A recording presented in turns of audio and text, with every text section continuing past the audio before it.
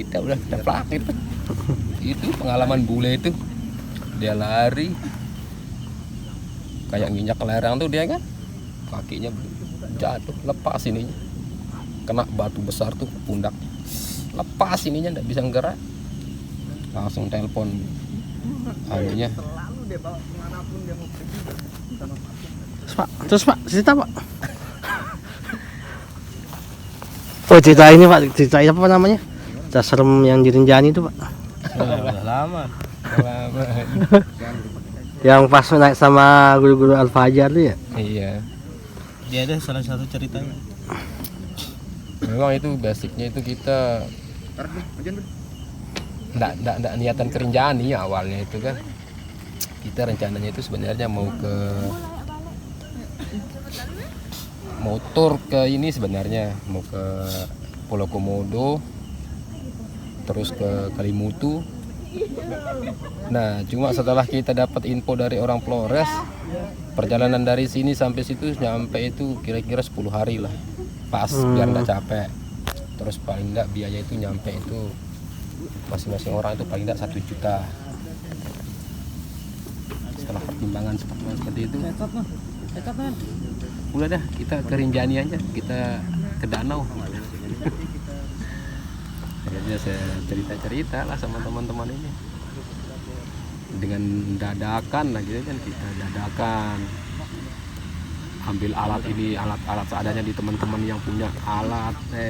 Apalagi Pak Gun ikut naik, ikut katanya. Padahal dia ikutnya itu cuma iyain aja, enggak pasti. Itu belum masuk Habib berarti? Belum, 2013 itu. Oh, udah lumayan lama. Saya masih SMA. Iya, terus Pak. Akhirnya udah jadilah saya, Bu Leli. Awalnya saya naik ini saya, Bu Leli sama Pak Gun bertiga. Akhirnya karena teman-teman yang lain lihat, mau kemana nih, mau ke Rinjani nih. Boleh ikut? Boleh. Pak Sarip, kepala sekolah SMP ikut. Atau Pak Sadan, saya mau ikut. Tapi berapa biaya? Dikasih tahu segini-gini, udah doang. Saya kasih pinjam katanya Pak Gun, kasih pinjam. Terus Bu Sunis, boleh ikut? Boleh. Akhirnya hitung-hitung kami itu bertujuh dari sekolah. Sama teman satu yang punya villa di Sembalun tuh, Bu Eli gitu. Oh, ada villanya di sana? Iya, di sana kita nginep gratis. Oh, yang kemarin itu berarti? Iya, tempat kemarin tuh pergi. Akhirnya di sana lah kita berangkat dari sana jam, kalau nggak salah kita itu berangkat tuh Kamis pagi dari Sembalun jam 8. Habis sarapan nyampe kita di pos 2 itu sekitar jam 2 sarapan di sana. Nah targetnya itu kita itu nyampe Pelawangan Sembalun itu sekitar jam, pokoknya kita mau lihat sunsetan lah gitu. Apalagi kalau di sana itu kan di Pelawangan itu sunset, terus kita juga dapat video itu ada ombak yang kayak awan yang kayak ombak itu menggulung gitu kan. Jam berapa itu? Itu sekitar jam 6. Yang awan kayak gitu? Ya. Oh, yang mau menjelang matahari terbenam berarti ya? Itu udah kita kejar. Nah cuma dari pos 4 kita itu udah mulai pisah. Pak Sahdan namanya, saya awalnya itu bertiga, saya, Pak Sahdan, saya Bu Sunis. Masih kencang-kencangnya lah saya dulu itu 2013 berawal nikah. Saya mau kejar sunset juga. Nah, akhirnya karena Bu Eli ini yang punya villa itu bilang, Pali nggak usah tinggalin saya takut kalau ke magriban, maghrib di tengah hutan. Kalau nggak salah di Bukit Penyiksaan itu ada 7 kan. Nah, kita itu udah di bukit ke 5. Saya bertiga itu, saya, pasangan sama Bu Sunis. Di bukit ke-6 itu ada Bu Eli sama teman rumah satu, Hamdan namanya, dia sering dipanggil. Akhirnya saya suruh Pak Sadan sama Bu Sunis ini, ya udah duluan dah di atas naik sana, cari lokasi buat nenda. Akhirnya saya temenin lah Bu Eli sama teman yang di belakang ini. Nah pas udah mau maghrib saya bilang, Bu Eli, kita stop aja dah di sini dulu, saya bilang itu. Udah maghrib ini. Udah di bukit ke-6. Mau lagi satu bukit sampai Pelawangan. Yang bertiga terakhir ini ada Pak Sarip, Pak Gun sama Bu Leli. Dia masih di bukit ke-5. Nah, di bukit ke-5 itu kita dari atas itu sudah lihat dia udah lari kan. Sender kepalanya itu udah begini, dia udah naik turun. Siapa yang lari itu? Siapa yang lari itu? Bu Leli, Pak Gun sama Pak Sarip namanya. Pak Gun ini kan dia orangnya agak gemuk dia. Nah, saya teriakin kan dari atas itu, Pak Gun, Bu Leli, Pak Sarip. Dikasih tahu sama Bu Leli ini, nggak usah teriak katanya. Nggak usah teriak, nanti di tempat terbuka kayak gini di hutan nanti siapa tahu ada tipu-tipuan suara. Siapa tahu dia manggilnya di daerah sana, sedangkan teman kita di daerah sini katanya. Nanti kita bisa ke sana, nanti kita tersesat katanya. Oh gitu. Akhirnya kita tunggu itu. Ketemulah kita di bukit ke-6. Saya, Bu Eli, sama Deos, Pak Gun, Pak Sarip, sama Bu Leli berenam. Pas kita ketemu itu, Bu Leli ini tidak bisa keluar suara tangisnya. Tidak bisa ngomong, gini. Terus Pak Gun udah dehidrasi. Sampai di Pali, minum Pali, air habis. Bisa kasih air segini Pak Gun. Tak habis. Air lagi. Ya kenapa itu Pak? Capek lari. Oh, Akhirnya setelah lari di bawah? Iya, dari bukit ke-6. Oh. Dari bukit ke-5 sampai bukit ke-6 itu kan udah mulai begini tanjakannya itu. Ya, saya tepuk lah Bu Leli. Ada apa saya bilang ini? Nangis dah keluar tangisnya kan. Tenang kasih minum cerita lah. Tadi lihat Pak Sarip lihat sosok seorang putri katanya. Kayak putri kerajaan itu pakai korban itu sini, rangkit sini. Ya kayak putri kerajaan itu. Tapi dia itu melototi kita aja katanya Pak Sarip. Terus Bu Leli itu dia lihat kijang katanya. Matanya nyala. Bukan kijang ini. Tapi memang banyak kijang katanya. Iya banyak kijang. Tapi kan kalau malam kan binatang apapun kan kalau Iya. malam itu kan Matanya tuh. itu kan kayak kucing itu kan. Iya. Nah gitu. Cuma saking paniknya itu kan. Sugestinya lah gitu. Akhirnya lah gitu. Kita kumpul di situ berenam. Kita telepon lah nih teman-teman yang sudah di atas suruh turun. Suruh bantu angkat carrier segala macam.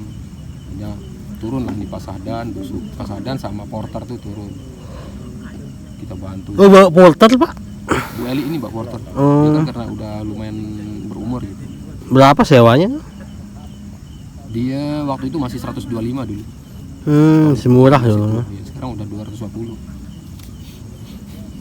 Nah akhirnya nyampe lah kita di Pelawangan buat tenda terus kita teman-teman suruh masak. Nah pas sudah jadi tenda silahkan yang mau istirahat dulu, yang sambil yang kita giliran nanti sambil saya masak nih sama Bu Leli sama teman-teman masak mie, masak nasi. Nah Pak Sarip lah istirahat, Pak Gun sama Pak Sarip sama Pak Sahdan. Di dalam tenda itu kita kedinginan, Pak Sarip sendiri yang keringetan. Ternyata dia pejamin mata itu masih dihantuin sama ini putri itu. Dia melotot katanya gini, masih neror lah gitu. Akhirnya bangun, ini harus ruqyah ini saya bilang. Saya telepon bapak dari Sembalun dari atas itu. Pak, teman-teman diganggu nih. Kalau bisa ruqyah dari rumah saya bilang. Ayo dah ini. Akhirnya buka botol itu, terus HP ditaruh di atas pakai loudspeaker. Terus di samping itu kalian semua itu kata bapak melingkar katanya. Akhirnya diruqyah lah gitu, ruqyah air nih. Nah, kasih minum semua teman-temanmu katanya. Sama kata bapak dari rumah ini, kasih minum air begini, minum terus tuangin terus airnya dikit, terus diginiin tangan, usap kepala sama badan semuanya supaya diganggu. Nah sudah gitu udah selesai tidurlah kita jam, kalau nggak salah itu jam 10-an, jam 11 kita tidur. Ribut sampai kita dimarah sama orang-orang yang sudah tidur itu, bule-bule itu marah sih. Akhirnya udah bisa tidur malam tuh, saking udah nggak ada gangguan, Iya. besoknya itu kita sampai tidur bangunnya itu jam 8 jam 8 pagi sholat subuh. Awalnya kan kita mau pulang tuh, Langsung pulang. akhirnya sudah tanya kemarin malam nggak ada apa-apa, aman nggak ada apa-apa. Akhirnya kita turun ke danau. Oh enggak sampai puncak pak? Ya batal kita kan karena kita udah kesiangan kan. Oh iya. Capek juga itu kan nggak. Oh harusnya sampai jam berapa sih puncak? Harusnya kita muncak itu jam, kalau mau cepat nyampe ke atas tuh paling berangkat jam 2 lah. Jam 2 malam. Sampai ketemu summit Nah, gitu. iya. Nah, di sana kan biar juga cepat, turunnya juga cepat. Bisa aja sih kita berangkat jam 3, jam 4 bisa aja, cuma nyampe nya di atas itu apa namanya tuh agak udah terang gitu. Panas. Sampai sana dong kebakar ya. Aja kita turun ke danau. Turun ke danau itu. Habisin malam lagi di situ? Malam, Semalam, 2 malam di danau. 2 malam. Nikmatin dulu di sana, mancing, mandi air panas. Besok malamnya itu saya yang kepanasan, nggak bisa tidur. Kayak efek dari anu itu. Orang kedinginan, saya yang sendiri buka baju. Panas badan saya. Malam itu. Iya, kan. Masih danau berarti. Di atas di Pelawangan. Oh di atas. Iya. Kayak kena efeknya gitu. Orang subuh orang tidur, saya nggak bisa tidur sendiri, panas badan saya. Kok baju saya, kepala saya panas. Telepon bapak, Pak, kenapa ngepek ke saya bilang. Iya memang begitu katanya.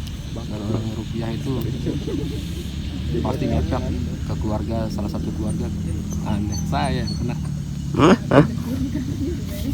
Pas di danau itu malam-malam itu aneh-aneh aja saya lihat. Apa yang dilihat pak? Tapi nggak tahu sih antara rasa ngantuk sama nyata itu.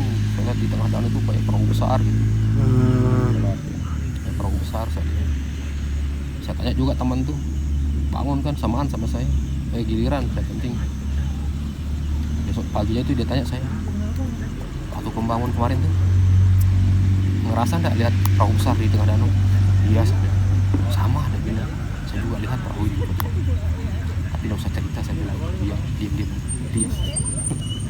Iya bener. Sampai di Senaru itu tetap aman nih sampai pulang. Nah, nyampe di Sembalun itu baru saya cerita sama teman-teman. Ada keanehan-keanehan saya lihat. Keanehan. Serem berarti pak hanya. Kalau kita sebenarnya Rinjani ini enak-enak aja, asik-asik aja. Cuma kadang-kadang kita di diri pribadi kita itu yang bikin kayak kita terlalu nantang, kita bangga diri. Wah, kita kuat ini. Apa sih di sana ada kayak gini. Biasalah di gunung di mana-mana gitu. Nggak boleh takabur berarti. Iya. Banyak sih teman-teman kayak gitu. Saya orangnya begini, mana ada yang berani misalnya kayak omongan-omongan yang kayak gitu.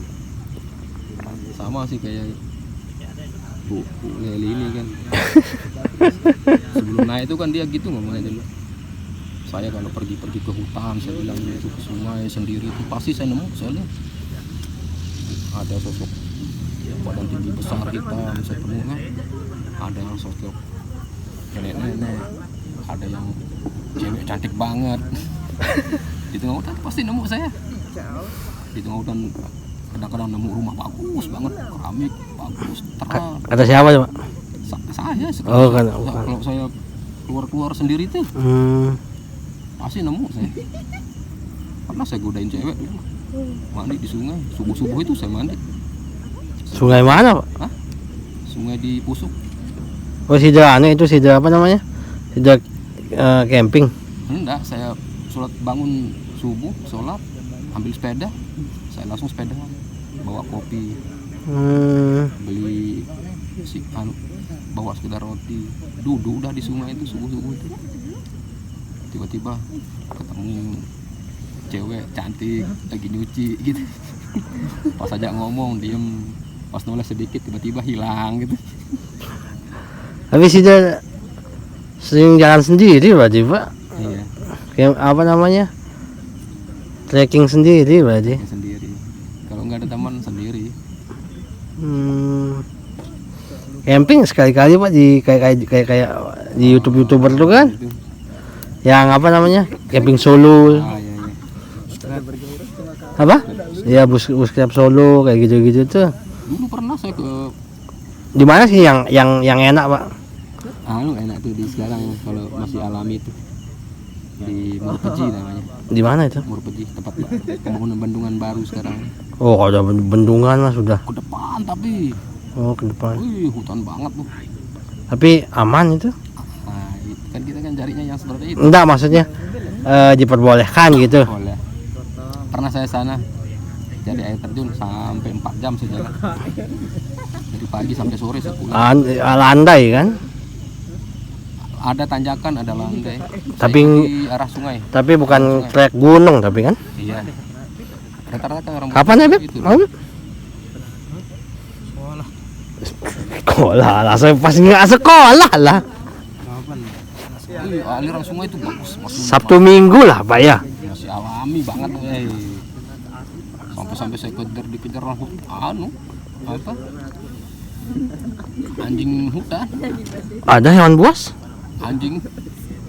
Anjing liar. Iya. Ada 8 mungkin tuh, tapi enggak saya lari sih. Dia gonggong-gonggong aja gitu kan. Kalau saya lari kan pasti Oh, ada anjing liar. tetap sama bambu kan. Saya bawa bambu. Anjing liar itu yang anu. Ya. Saya kan santai. Paling anu saya paling cepat mau lari itu pokoknya. Santai kan. Tetap dia ngikuti sampai sekian meter itu. Udah, saya enggak hirauin, jalan aja.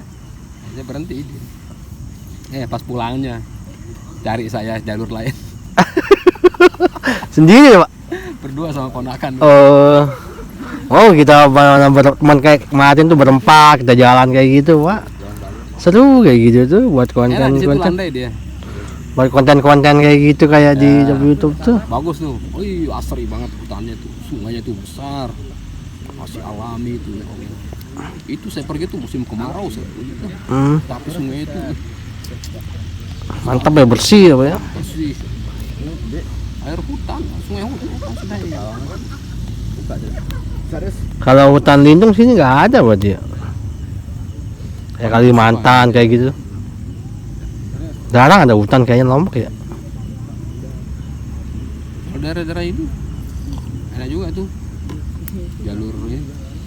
Jalur sepedanya mana aja, Pak, yang bisa kena camping gitu? Gunung Sari ini ada nggak? Banyak. Di Telur Tibu Ijo bagus juga sepeda. Yang camping gitu. Iya, bisa camping. Banyak bisa. Yang penting camping itu dekat sungai aja. Dia dekat sungai. Tapi katanya dilarang juga dekat sungai. Mitos, entah mitos apa lah. Itu kan anu aja. Maksudnya kan kita dilarang di sungai ini kan karena ini takut tiba-tiba ada air datang Oh, Gitu aja. melimpah gitu. di sungai gitu. Iya. Di pinggir sungai tapi ya di atasan lah. Jangan sampai di pinggir Di sekali. pinggir banget. Kita kan nggak tahu hutan itu kan di depan tuh kan. Iya. Sama kayak kemarin. Kita di rumah di sini nggak ada hujan. Tiba-tiba sungai udah mau naik ke rumah warga. Iya. Dari atas berarti kan? Iya, itu kan tiba-tiba hutan. Di hutan atas hutan kan airnya besar.